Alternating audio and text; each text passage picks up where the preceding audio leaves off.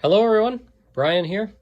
So just a quick follow-up to the video I did last time around. It's summertime, there are places to be and people to see and what have you, and so I'm not doing a whole lot on these ceramic models, which take a whole lot more time. And the basement started off as being nice and cool and a good refuge, and now it's gotten just as hot as the rest of the house, and so why be down here? But I am still making a little bit of progress, and so I'll share with you what I'm doing. So I talked in the last video about all the angles and all the things you need to figure out here.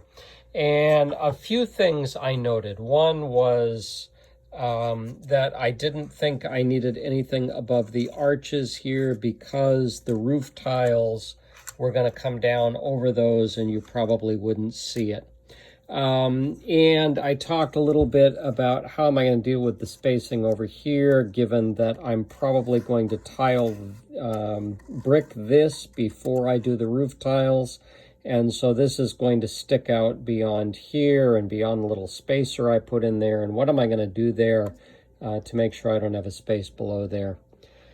And so this is what I ended up doing. I ended up taking some of the very thin pieces that Domus Kit give you, and because they are so thin, often they're slightly curved, and I think they're probably slightly curved because they come out of the kiln and they dry and they're just thin, and so certain of them curve in a certain direction just given the way everything gelled, as it were, which makes them perfect to go around these apse, which is what I did here.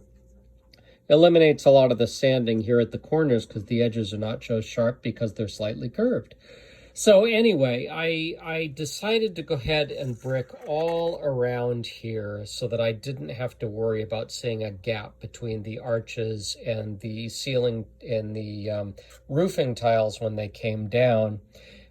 These, even the thinnest pieces, are probably a third thicker than these, and so once I put them in, I had to sand them all the way around to get them level with this.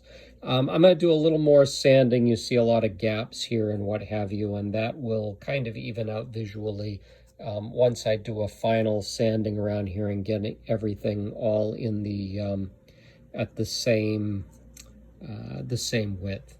And I also came across against the arches where I filled in with those tiles, and I sanded with these very thin sanding sticks here, which can come in handy.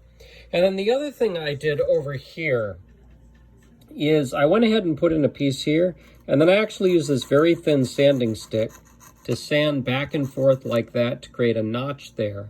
And then I use the same sanding stick to kind of get rid of then the rest of the excess over here so that I could tile all the way over.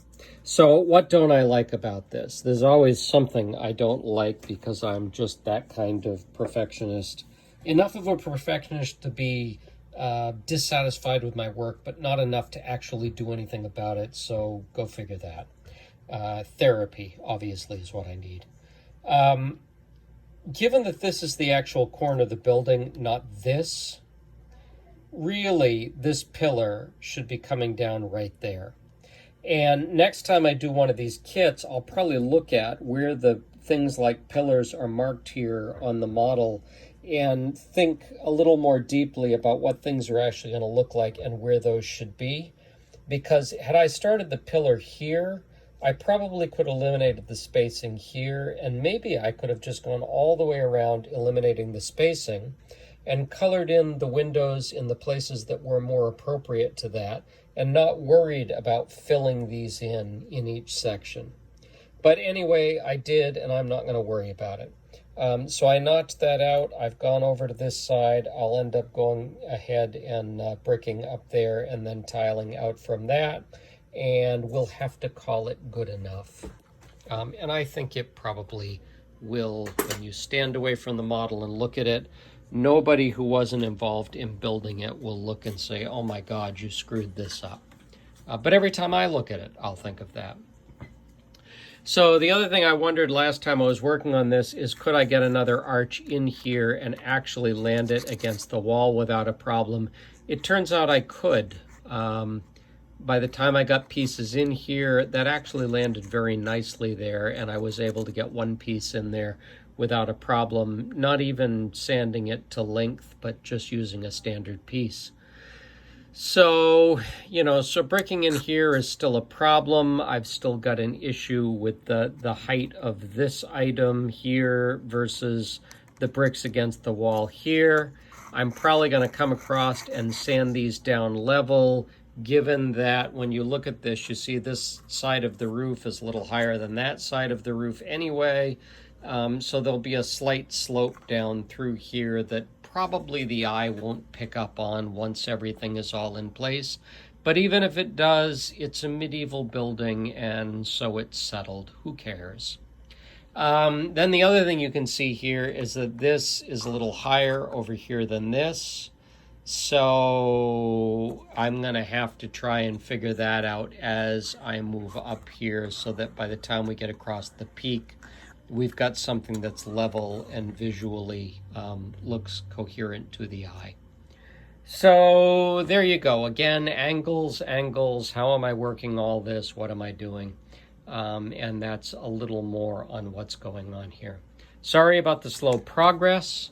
It'll pick up as fall gets here, but we're only in early August, so I'm only doing about a half hour at a time down here.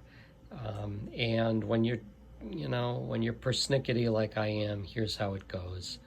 No reason to be this exact with these models. They look perfectly good if you don't worry about this stuff. This is just who I am. So there you go. Anyway, brief update. Wanted to keep you appraised at where we are. Thank you so much for joining me, and we'll see you in the next one. Thanks. Bye-bye.